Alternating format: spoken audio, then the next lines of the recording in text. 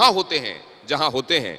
और हिंदुस्तान, जैसा मीनाक्षी लेखी जी को मैं अक्सर सुनता हूं कि it is for the global good that we do things for, और ये भी कि हिंदुस्तान एक ऐसी शक्ति रही है जिसको सकारात्मकता के साथ, पॉजिटिविटी के साथ रेकन किया जाता रहा है। तो वो जो मिट्टी की महक है वहां सुगंधिए फैलाते रहते हैं। तो आइए इस चर्चा की शुरुआत करें और ये समझें कि हमारे इन संस्कृति वाहकों को, हमारे इन कल्चरल एम्बेसडर्स को, हमारे इन गुजराती प्रवासी भाइयों बहनों को और मजबूती देने के लिए हिंदुस्तान सरकार क्या कर रही है। और शुरुआत करूंगा ईश्वर की प्रार्थना के साथ, क्योंकि यहाँ तमाम वो विद्वज्जन बैठे हुए हैं जिन्होंने हमें यही संस्कार दिए हैं कि बगैर उस कनेक्टिविटी के, बगैर उस कनेक्शन के सारा मामला अंधियारा ही है। यन मंगलानाम च सुमंगलायते पुनः पुनर्मंगलमस्तु संततम, जिनके ध्यान से ही सब कुछ सुमंगल हो जाता है, उनके ध्यान के साथ शुरुआत करना चाहता हूं। मीनाक्षी जी, बहुत स्वागत है आपका। और सबसे पहले तो यही हम जानना चाहते हैं, क्योंकि हमारे प्रवासी गुजराती भाई बहन यहाँ बैठे हुए हैं, गणमान्य लोग बैठे हुए हैं जिन्होंने डंका पीटा है हिंदुस्तान का बाहर की जमीन पर जाकर। अभी तक जो किया गया है वो सराहनीय है। LM सिंघवी साहब की कोशिशों से लेकर यहाँ तक आज जो हमने किया, वो वाकई ये दिखाता है कि हम अपने प्रवासी भाई बहनों को लेकर गंभीर हैं। लेकिन इसको लेकर आगे और क्या किया जा रहा है? देखिए, ये तो कभी खत्म होने वाली चीज नहीं है। जब से प्रवास शुरू होगा तो वापस आना भी शुरू होगा, मन में ऐसा ही रहेगा। और जब एक मुश्किल आएगी तो उसका हल निकलेगा, और जब बाकी मुश्किलें आती रहेंगी तो उनका हल निकलता रहेगा।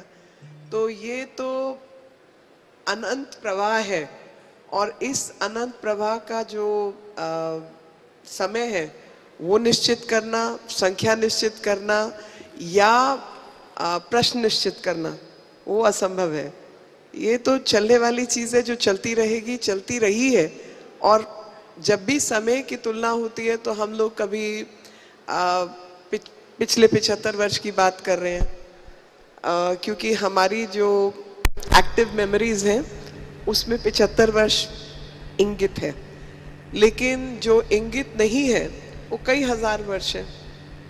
तो उन हजारों वर्ष को भी याद करें तो हमारा ये प्रवाह हमेशा चलता रहा है और आगे चलता रहेगा। क्योंकि जो लोग ये कहते हैं कि India is the cradle of civilisation at the cost of being little immodest, I will say the same, that yes, we are the cradle of civilization, and as previous speakers have already said, that we have dithered also at times, and time to come back keeps coming back. कि अपने मुद्दे से, अपनी चीज़ों से हम भटके भी हैं, और जब भटके हैं तो वो भी समय आता है कि हमें वापस अपनी चीज़ों पे जाने का भी समय आता है। तो ये लगातार होने वाली फ्लक्चुएशन है, और कोशिश यही कि हम उभरते भी रहें, बढ़ते भी रहें और जुड़े भी रहें। दोनों परस्पर विरोधी सुनने में लगता है, लेकिन वो परस्पर विरोधी है नहीं, क्योंकि ये संभव है। तो ये जो बात कही आपने कि ये डायनेमिक सिचुएशन है और इसको हमेशा एड्रेस करने के लिए चीज़ें, परिस्थितियां बदलेंगे और उस हिसाब से कॉल लेना पड़ेगा। ये बात सच है कि मौजूदा सरकार ने भारतीयों को, जो डायस्पोरा हमारा बाहर रह रहा है, उनके बीच में आपने देखा होगा, जब भी हमारे प्रधानमंत्री गए हों या दूसरे लीडर्स हमारे जब जाते हैं तो मेक श्योर करते हैं कि वो उस फ्रेटर्निटी से, वहाँ हिंदुस्तानियों से मिलें, उनके बीच में जाएं, और ये कनेक्शन जो है ये और प्रगाढ़ हो। और ये सरकार ने और ज़्यादा बढ़ चढ़ कर किया है, इसमें कोई दो राय नहीं है। ऑपरेशन गंगा के समय आपने जिस तरीके से वहाँ रह रहे, यूक्रेन में रह रहे भारतीयों के लिए पूरी एम्पैथी के साथ और पूरी सक्रियता के साथ उनको लाने में जो भूमिका निभाई है, उसके लिए ज़रूर इस प्रयास के लिए, ये जो प्रयास किए जा रहे हैं मौजूदा सरकार की तरफ से, इसके लिए आपकी तरफ से ताली होनी चाहिए। अगर आप समझते हैं कि ऑपरेशन गंगा में कमाल का काम किया गया, अगर आप समझते हैं कि इस समय कहीं पर भी अगर हिंदुस्तान के किसी मंत्री की विजिट होती है, प्रधानमंत्री कहीं पहुंचते हैं और वहां हिंदुस्तानियों के साथ मिलना घुलना वो नहीं छोड़ते और कमाल का प्रतिसाद मिलता है, तो इसके लिए तालियां भी ज़बरदस्त होनी चाहिए। मैं देख रहा हूं कि हमारे जो NRI गुजराती हैं वो थोड़ा तालियों के मामले में पता नहीं क्यों कंजूस हो गए हैं। बहरहाल, मैं अगली बात ये समझना चाहता हूँ, ये डायनेमिक तो है मैम, लेकिन जब लोग और हम सब ये मानते हैं कि हिंदुस्तान के पासपोर्ट की जो कीमत है, उसकी जो वैल्यू है, पहले से कहीं बढ़ी है। और उसी समय हम ये सुनते हैं कि ब्रिटेन में वहाँ की होम सेक्रेटरी कहती हैं कि यहाँ ओवरस्टे कर जाते हैं लोग वीज़ा के बाद, और इसकी वजह से हमारी जो फ्री ट्रेड डील है वो भी मुश्किल में आ सकती है। इधर अमेरिका के संदर्भ में हम सुनते हैं कि वो वीज़ा में बहुत इंतज़ार करवा रहे हैं लोगों को, जबकि चाइना के लिए इंतज़ार नहीं है वहाँ के लोगों को वीज़ा, जबकि उसको वो अपना एनिमी कंसीडर करते हैं। ये क्यों हो रहा है मैम? देखिए, बहुत सारी परतें हैं और जिस तरीके से राजनीति की परतें होती हैं, तो अंतर्राष्ट्रीय राजनीति की उससे कहीं ज़्यादा परतें होती हैं, और उन परतों के अंदर डिस्क्रिमिनेशन, मन में डर, जैसा दाजी ने अपने में बोला कि डर एक चीज़ है, लेकिन डर कई बार लोगों को लाइन पर भी रखता है, और कई बार मतलबी, सेल्फिश, सेल्फ सेंटर्ड, उस तरीके की भी तो फिलॉसफीज़ हैं। तो बहुत सारी परतें हैं जिसके कारण कुछ लोग, देश या व्यक्ति इस तरीके का भाव रखते हैं। पर आपकी जो पुरानी बात है, मैं उस पर आना चाहती हूँ।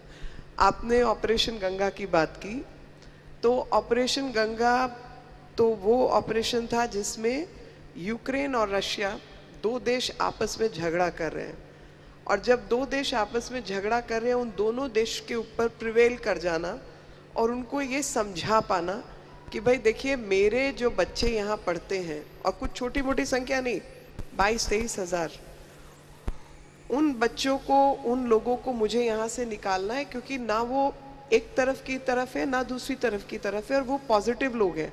भाई पैसा खर्चते हैं उनके माँ बाप, आपके यहाँ फीस भरते हैं, जहाँ रहते हैं शांतिपूर्ण ढंग से रहते हैं, कोई वीज़ा वायलेशन नहीं कर रहे, कोई गलत काम नहीं कर रहे, कोई ड्रग के रैकेट में इन्वॉल्व नहीं हो रहे, कोई टेररिस्ट नहीं है, और इसलिए हमें इनको निकालना है। और यूक्रेन और रशिया आपस में भिड़ी हुई है पूरी तरीके से, लेकिन दोनों देश अपना युद्ध विराम करते हैं ताकि भारतीय वहाँ से निकल पाए, और भारतीय वहाँ से निकल कर कहाँ जाते, जो भी नज़दीक के अन्य देश हैं, वो भी भारतीय देश नहीं है, लेकिन भारतीय मूल के लोगों को मोल्डोवा, रोमेनिया, हंगरी, ये तमाम देश, पोलैंड एक्सेप्ट करते हैं, और वहाँ से उनका रास्ता बना के भारत सरकार उनको निकाल के लाती है। तो अगर ये काम किसी को सरल सुनाई देता है या दिखाई देता है, तो प्लीज हाथ खड़ा कीजिए। ये काम सरल था क्या?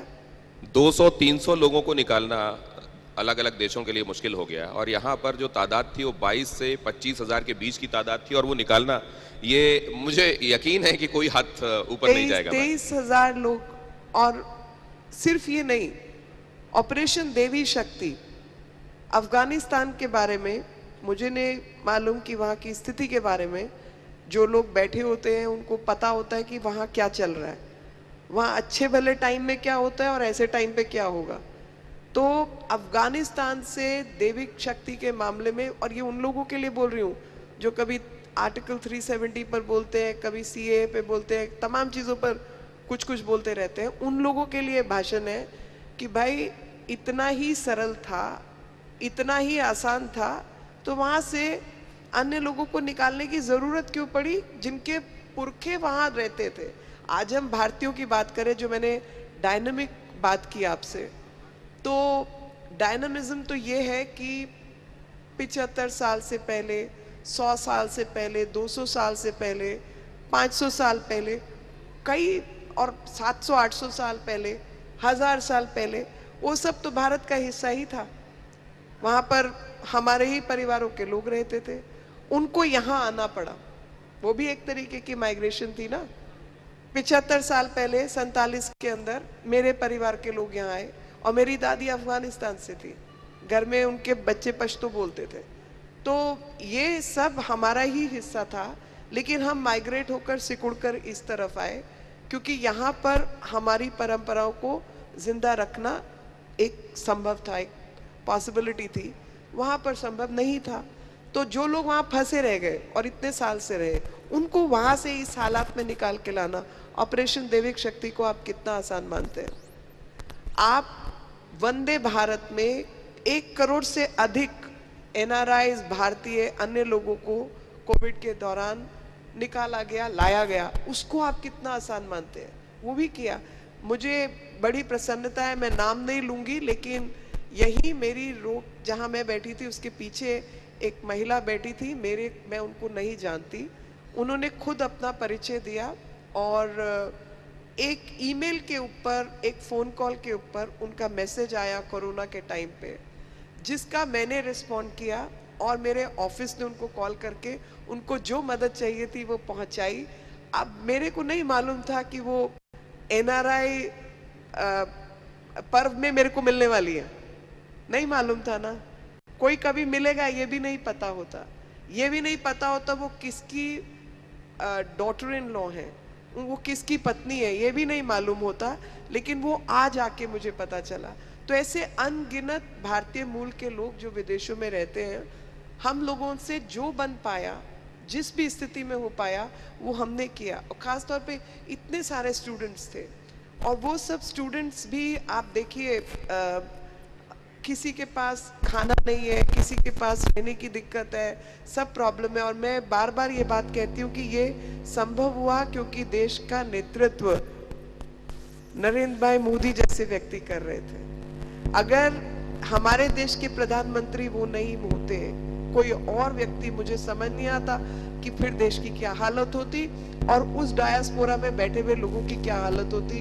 क्योंकि जब ये मुश्किल आई, जैसे मैंने पहले कहा, मुश्किलें आती रहेंगी और हम उसका जवाब ढूंढते रहेंगे। तो मुश्किल आई, बच्चों के पास ब्लैंकेट्स नहीं है, उनके पास खाना नहीं है, वो सब कुछ यूक्रेन में छोड़ के पड़ोस के देशों में आ गए। तो हमारे डायस्पोरा के लोगों ने मदद किया। एक नरेंद्र भाई मोदी की आवाज के ऊपर सब खड़े थे या नहीं, बताइए? आप लोग थे जो अन्य देशों से आए हैं। अगर यूएस में कोई था, अगर कहीं पर हमारे बच्चे पढ़ रहे थे, उनको कोई तकलीफ थी, तो हमारे समाज के लोगों ने मदद की। ये संभव हो पाया क्योंकि एक कोहेसिव ताकत जो हर भरसक प्रयास करती है, वो मदद करने का, जो भी अक्षम व्यक्ति उस समय दिखाई दे रहा है, जिसको उस समय मदद चाहिए, जिसकी जो मदद हो सकती है वो करेंगे ना। इसी को मैं कहती हूँ कि benevolent positive force, that's what India is. Bharat एक ऐसा देश है जो कि ताकतवर, जितना ताकतवर होगा उतनी शांति, उतनी अच्छाई दुनिया में बढ़ेगी। क्योंकि टेम्परामेंटली, कोर ऑफ हार्ट, जो हृदय चक्र और आत्म चक्र की बात सुबह हुई, वो हृदय चक्र, आत्म चक्र थोड़ा बहुत इधर उधर हिल जाता है, लेकिन वो अपने स्थान पे रहता है। उसको मालूम है भाई क्या गलती है, उस गलती को सुधारने का काम भी करते हैं और मदद करने का कंपैशनेटली भी काम करते हैं। खासतौर से गुजरात के संदर्भ में क्योंकि हम चर्चा कर रहे हैं मैम, तो न जाने कितने ऐसे लोग जिन्होंने महात्मा गांधी समेत न जाने कितने नाम आप ले सकते हैं, जिन्होंने विदेशों में जाके भारत की पताका फहराई है। लेकिन वहीं पर कुछ खबरें हम ऐसे भी सुनते हैं जहां पर लोगों को एजेंट्स के जरिए ले जाए जाने की कोशिश होती है, अनाधिकृत तरीके से दूसरे देशों में ले जाए जाने की, वहां छोड़ने की कोशिश होती है, और उसमें करोड़ों रुपए खर्च करके लोग वो जोखिम लेते भी हैं। भारत सरकार इसको खास तौर से गुजरात के संदर्भ में कैसे पहचान रही है और इसको कैसे एड्रेस करने के बारे में सोचा जा रहा है? एक तो हम लोगों ने कई माइग्रेशन एंड मोबिलिटी एग्रीमेंट कुछ देशों के साथ किए हैं। जब बाहर जाते हैं तो ये बात आसानी से समझ आती है कि अगर ये जेलसी और कुछ अलग किस्म की, अजीब किस्म की राजनीति ना हो, तो भारतीय मूल के जो लोग हैं उनको लोग पसंद करते हैं काम करने के लिए as workforce. Indians are actually recognized and respected as workforce, and because they are professionally qualified, do not get engaged in bad behavior, do not deal with drugs and terrorism and do untoward activities. So people over a period of time who need manpower require Indians as their workforce. That's what I have understood in this period. So with many governments, we are working on migration and mobility agreement so that the things get more organized. Number two, whoever is out there, whether as a student or as a labor or as a information technology expert or as top class scientist, engineer, so on and so forth. I tell everyone that please register yourself with our embassy, because the more you register, the more database we have. It's easy for you to approach us, it's easy for us to approach you. And when we can approach each other, we can actually support each other. I mean, I'll be in a position to help you because I have a phone number, I know the address, I know he's a genuine person, and if any problem happens with employee, with law and order, with neighbors, with anything, our embassy can intervene in those matters. तो हम लोगों को आसानी होगी आप तक पहुंचने की, इसलिए embassy के साथ अपने आप को दर्ज करना ज़रूरी है. और माइग्रेशन एंड मोबिलिटी एग्रीमेंट हम बहुत सारे देशों के साथ कर रहे हैं, उनको भी समझा रहे हैं कि अगर आपको भारत के लोग चाहिए आपकी वर्क फोर्स में, आपको डॉक्टर्स चाहिए, इंजीनियर्स चाहिए, नर्सेस चाहिए, फैक्ट्री वर्कर चाहिए, फार्मर्स चाहिए, कुछ भी आपको चाहिए तो आप अग्रीमेंट कीजिए जिससे हमारे लोगों के अधिकार भी सुरक्षित रहें, आपके पास भी सही लोग पहुंचे, और जो इंटरमीडियरी गलत काम करके लोगों को अबैंडन कर देते हैं, छोड़ देते हैं, नुकसान पहुंचाते हैं, और वो बेचारे लोग इतना भारी संख्या में अपना ज़मीन जायदाद गाड़ी मोटर बेच के विदेश में पैसा कमाने की आस के साथ जाते हैं. कई केसेस के अंदर, मतलब मैं आपको एक आध उदाहरण बताना चाहती हूँ, उनकी भी बर्बादी नहीं होगी. एक उदाहरण है, पहले की बात है जब मैं मंत्री नहीं थी, लेकिन कुछ हमारी 300, 400 या 600 के आसपास नर्सेस को एक देश ले जाया गया. तो प्रधानमंत्री जी ने मुझे उस केस को देखने के लिए क्वाइटली भेजा. वहाँ जाके जब हम पहुँचे तो पता चला कि एम्बेसडर जो है वो वही बात कर रहा है जो वहाँ की सरकार बात कर रही है कि ये इलीगल है, इनको वापस भेजो.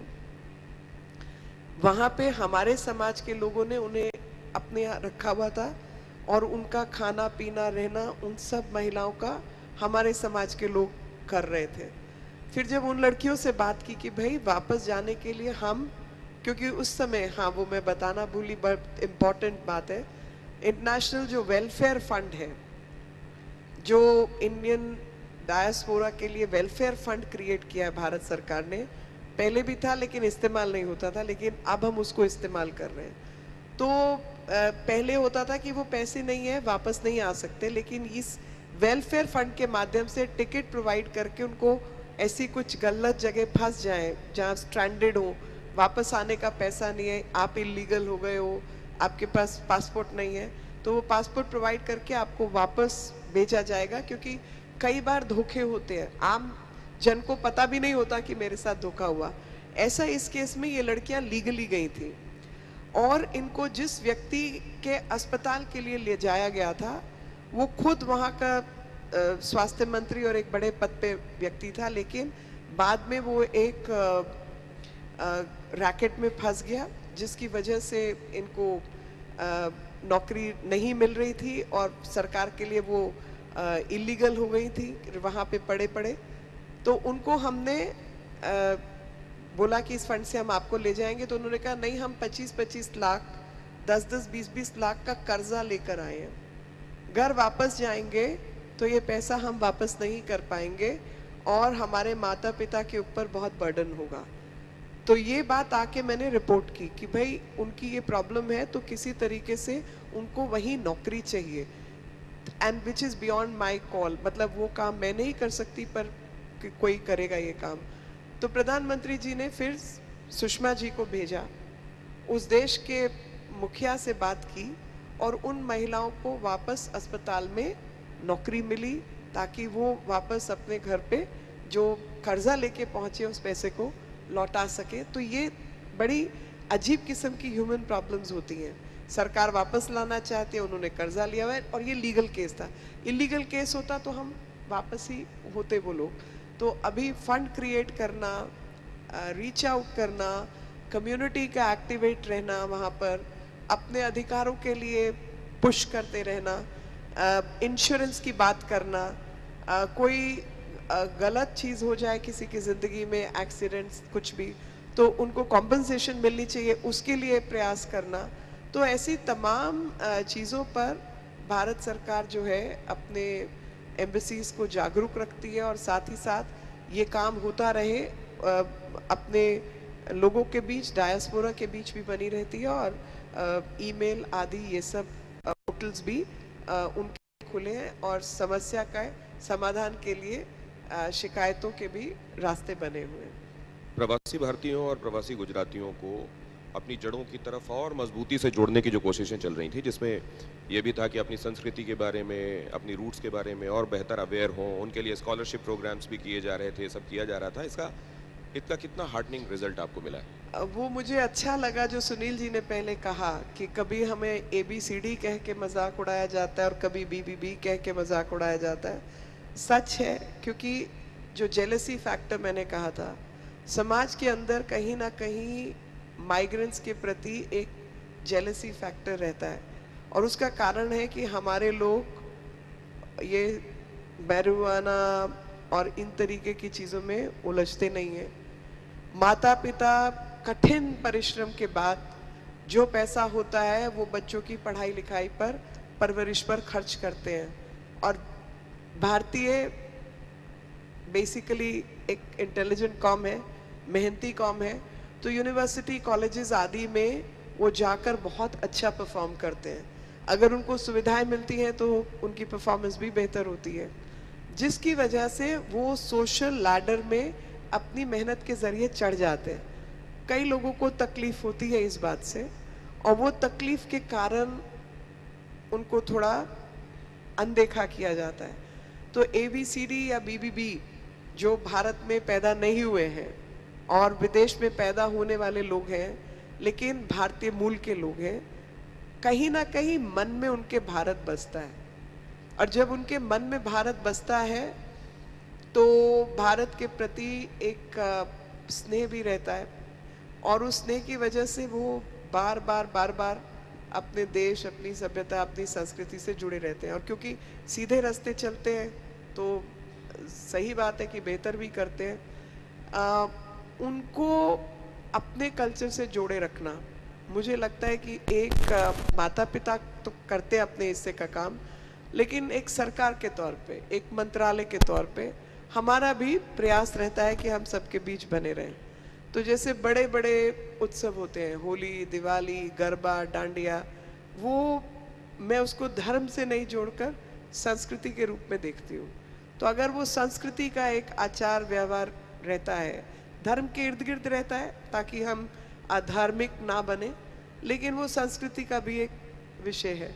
तो सांस्कृतिक रूप से ये सब लोग कहीं ना कहीं उन ओकेजन्स पर मिलते हैं। कभी इनक्रेडिबल इंडिया की तरफ से कुछ कार्यक्रम का आयोजन होता है, कुछ प्रोग्राम्स होते हैं। कल्चर मिनिस्ट्री कभी फेस्टिवल ऑफ इंडिया का आयोजन करती है। अभी राष्ट्रपति जी गए थे नेदरलैंड्स, तो वहाँ पर रामायण का मंचन किया गया था। क्लासिकल म्यूज़िक, क्लासिकल डांसेस का मंचन होता है। अधिकतर जगहों पर हमारे कल्चरल सेंटर्स चलते हैं। उन कल्चरल सेंटर्स के अंदर विभिन्न प्रकार के उनको म्यूज़िक, योगा, आयुर्वेद, इस सब की क्लासेस चलती हैं वहाँ पे, ताकि वो जुड़े रहें अपनी सभ्यता संस्कृति के साथ। फिर बहुत सारे भारतीय मूल के जो बच्चे हैं या वैसे सबके लिए हम लोग एक क्विज़ कंपटीशन खोलते हैं। तो जैसे इस बार आज़ादी का अमृत महोत्सव का हमने क्विज़ खोला, तो उसमें पार्टिसिपेट करके जो जीतते हैं, कई लेवल्स पे वो क्विज़ होता है, तो उनको भारत के कोई टूरिस्ट प्लेस या कहीं जाने का, भारत भ्रमण का, उस सब का भी मौका मिलता है। तो प्रयास रहता है कि सबसे जुड़े रहें और मतलब अगर मैं जा रही हूँ या अन्य भी कोई और जाते हैं, तो हम लोगों का रहता है कि वहाँ पे इंडियन डायस्पोरा के साथ बातचीत ज़रूर हो।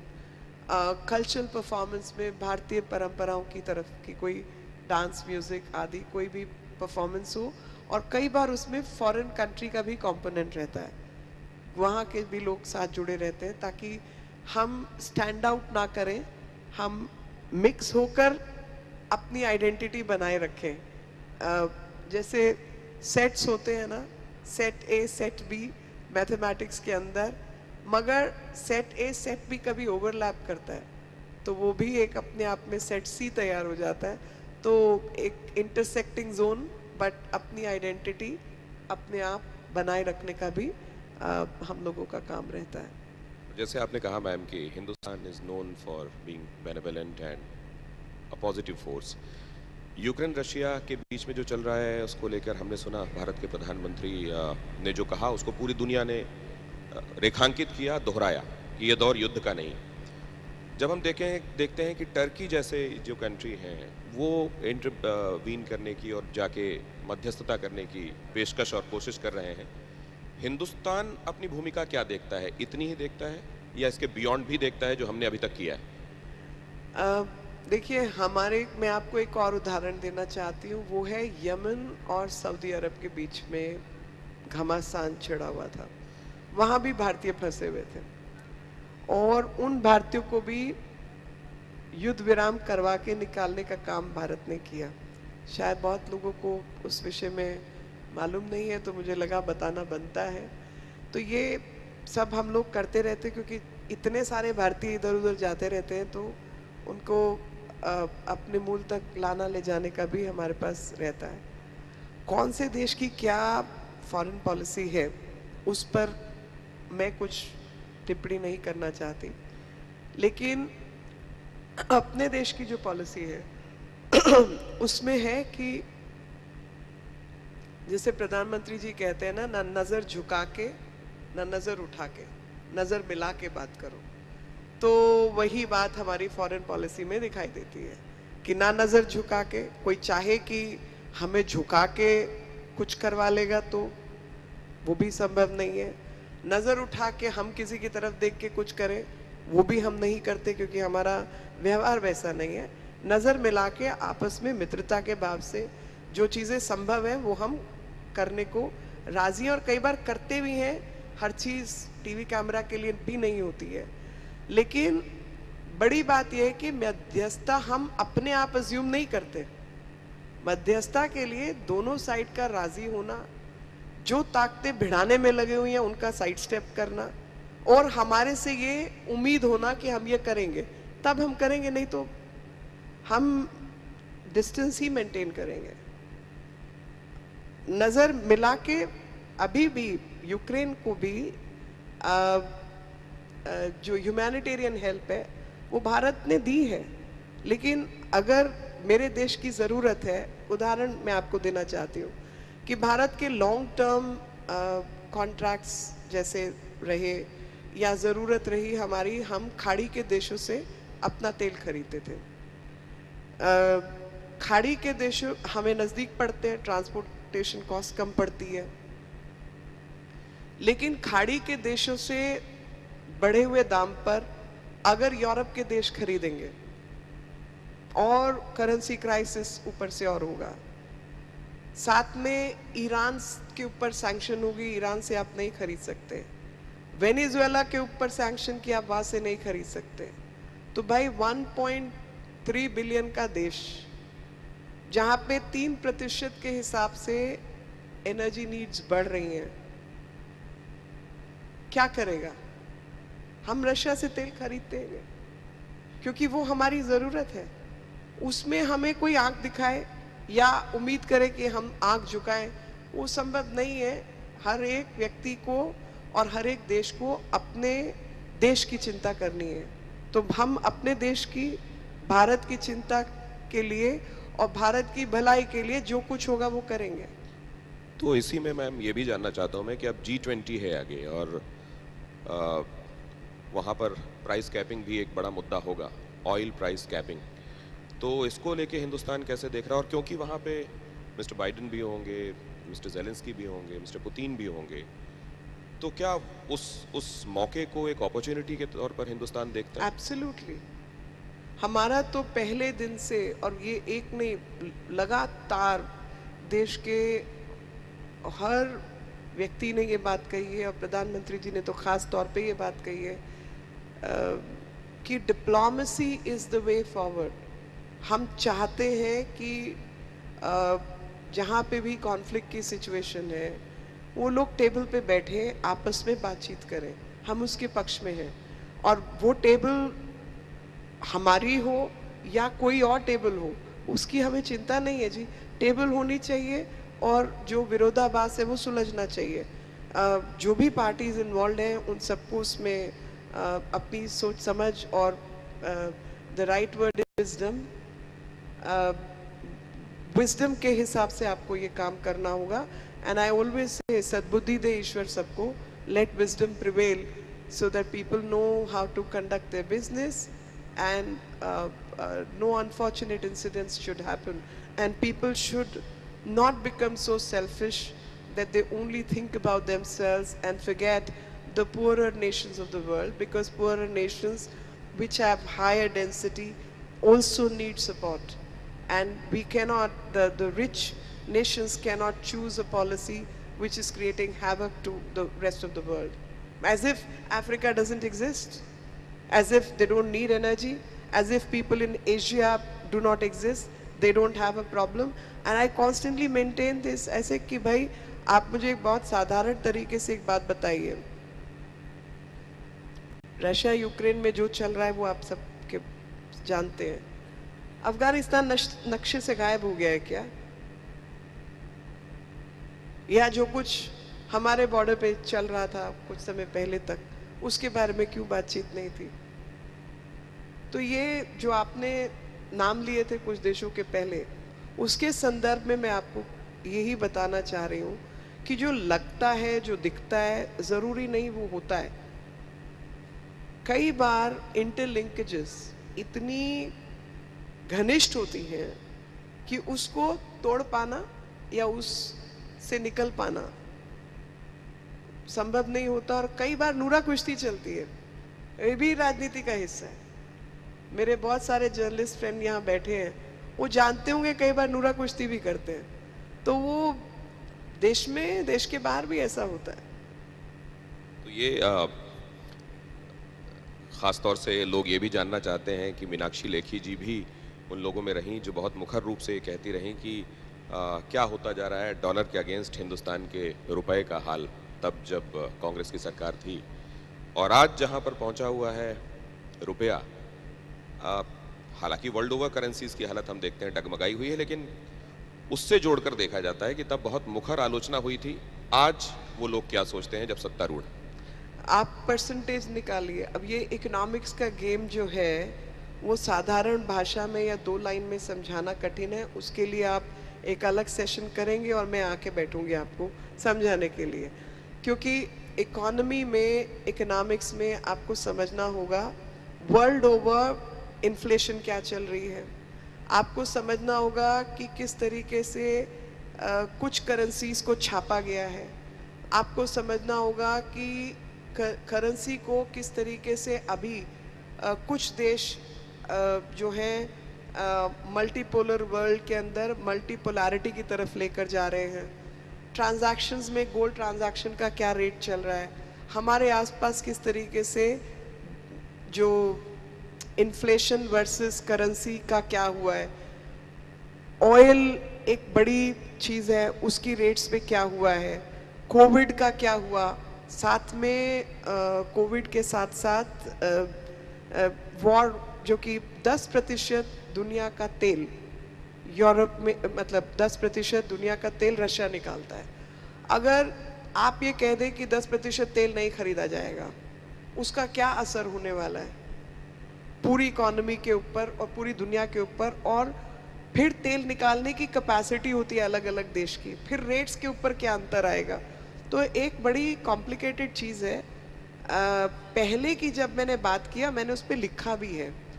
उस समय मैंने लिखा है कि जब मलेशिया छोड़ दीजिए, इंडोनेशिया, जो हमारे आसपास के, वियतनाम, जो हमारे आसपास के देश हैं, या हमारे जैसे और अन्य देश हैं, ब्राज़ील वगैरह, जब उनकी करेंसी और इन्फ्लेशन के अंदर 8 से 10% का अंतर पड़ रहा था, तो भारत की करेंसी का 32 और 40%, 38% अंतर पड़ रहा था।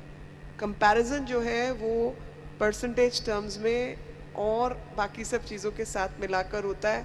तो मैं इसलिए इस पर बहुत ज़्यादा ज्ञान आज इतना ही रखना चाहती हूँ, कभी और बैठ के इस पर बात करूँगी। और इस पर मैंने लिखा है पुराने समय में। क्योंकि आप मिनिस्ट्री ऑफ कल्चर भी देख रही हैं और ये हमारे सब संस्कृति के वाहक यहाँ बैठे हुए हैं। कल्चर, हिंदुस्तान का ये सॉफ्ट पावर, और आने वाले दिनों में इसको लेकर नए होराइजन्स, अपॉर्चुनिटीज़, ये आपने जिक्र किया है कि हमारा वो किस तरीके से सब सेट बनता है, सेट ए सेट बी मिलके सेट सी बनाते हैं। लेकिन क्या ये, क्योंकि आप जब ये कहती हैं कि हमारे रूट्स और हमारी परंपरा ही हमारी ताकत रही है, इसीलिए हम इतनी पुरानी संस्कृति हैं, तो क्या ये सेंटर स्टेज में आके ये बात दुनिया को राह दिखाने वाली हो सकती है? क्या इस सॉफ्ट पावर को और स्ट्रेंथन किया जा सकता है? मुझे लगता है कि सॉफ्ट पावर हमारी सबसे बड़ी ताकत है, और सॉफ्ट पावर जो है दूसरों तक रीच आउट करने का एक बहुत बेहतर तरीका हो सकता है। लेकिन कभी कभी ये बात ब्यूरोक्रेसी को समझाना कठिन होता है। वो इतने पक्के ढले हुए लोग हैं कि या तो वो खंडित ही होंगे, सीरियसली मैं ये बात बड़ी मुझे पता नहीं यहाँ कोई ब्यूरोक्रेट भी बैठे हैं क्या? नहीं, मैं उनको सुनाने के लिए कह रही हूँ। मतलब नहीं देख रहे तो देखें बैठ के कि आपकी मंत्री आपके बारे में क्या सोचती हैं। उनको समझाना इतना कठिन काम है कि हर बात का जवाब ना नहीं होता, हाँ होता है। देखिए, ये जनता जानती है। मैं बहुत छोटे छोटे उदाहरण बता रही हूँ कि जैसे और सभी ऐसा भी नहीं है, कुछ को समझ भी है। वो कल्चर को एकदम ना, मतलब कि मैंने आज़ादी का अमृत महोत्सव में कार्यक्रम किया, 5000 कार्यक्रम हुए, ख़त्म। और वो किस स्केल का कार्यक्रम हो रहा है, क्या आप मैसेज दे रहे हैं, कितना आपने दूसरे देश पे छाप छोड़ी, उसका कोई कॉल बैक, उसका कोई रिव्यू मैकेनिज्म नहीं होता। तो भाई ऊपर से आदेश आया कि आपको आज़ादी का अमृत महोत्सव का कार्यक्रम करना है। जो हमारे ICCR के स्कॉलर्स उस देश में कुछ पहले सीख के गए हैं, बुलाया, परफॉर्म किया, चाय पी, और क्या कहना चाहिए, यूजुअल सस्पेक्ट्स, एम्बेसी के पास एक सर्टेन लिस्ट होती है, उन्हीं लोग को बुलाया, उन्हीं को चाय पिलाई, काम खत्म। तो काम खत्म टिक मार्क करने वाली व्यवस्था बन गई है। जो व्यवस्था में आप मंत्रालयों से बात करें, उन दूसरी साइड के कोई आइकॉनिक प्लेस के ऊपर आप कार्यक्रम करें और उस आइकॉनिक प्लेस पे आम जन का पार्टिसिपेशन हो, बड़ा कार्यक्रम हो, वहाँ पे जो एस्टैब्लिश चीज़ें हैं उनके साथ काम हो, वहाँ पे मुझे थोड़ी सी लेथार्जी दिखाई देती है। और मुझे लगता है कि भारत की जो परंपराएं हैं वो इतनी पॉजिटिव है जिसको अनदेखा करना अपने से गुनाह करने वाली बात है। और अभी हमने एक प्रोग्राम शुरू किया है, एक 2014 से प्रोजेक्ट मौसम करके पेंडिंग था। आप सोचिए 2014 से 2000 क्या चल रहा है अभी, कितने साल,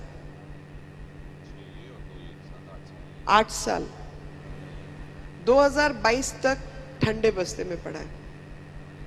आके थोड़ा मैंने उसको हिलाना डुलाना शुरू किया। मैंने कहा भाई ये हमारा पूरा का पूरा, अगर आप भारत का नक्शा देखें तो पूरा south east Asia, central Asia, ये तमाम और जो खाड़ी के देश हैं वो सब हम लोग कनेक्टेड थे। और हम लोग कनेक्टेड थे थ्रू मॉनसून विंड्स। ये कहना कि हमें ग्रीक्स ने आके मॉनसून के बारे में बताया, आप में से कितने लोग ये मानने को तैयार हैं कि मॉनसून होती है, मॉनसून का इस्तेमाल होना चाहिए, वो ग्रीक्स ने भारतीयों को सिखाया? कोई मानता है ये बात? आप लोग नहीं मानते, लेकिन ऐसा प्रचलन है।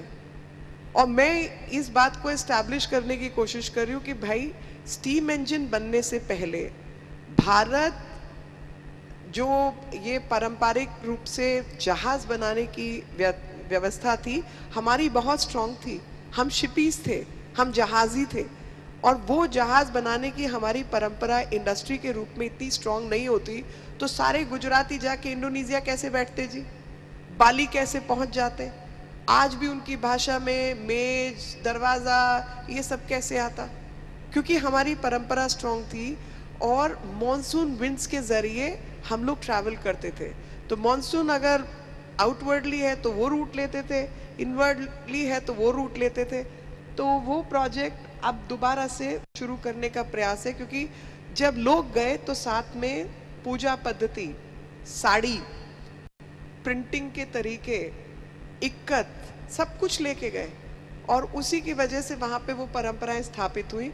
और वापस ज़रूरी है टैंजिबल इंटैंजिबल कल्चरल हेरिटेज के अंदर भारत की इंटैंजिबल टैंजिबल कल्चरल हेरिटेज को स्थापित करना, और उस हेरिटेज के माध्यम से भारत के चारों तरफ ग्लोबल संपर्कों को इंगित करना, और वही हमारी सबसे बड़ी ताकत होगी। Thank you so much ma'am, आपने वक्त निकाला और आकर अपने विचार हमारे साथ साझा किए। हमारे प्रवासी भारतीयों, प्रवासी गुजराती भारतीयों के लिए ये सेशन निश्चित रूप से बड़ा एनलाइटनिंग रहा होगा, ऐसी मैं उम्मीद करता हूँ। बहुत धन्यवाद। Thank you so much very much. जय हिंद।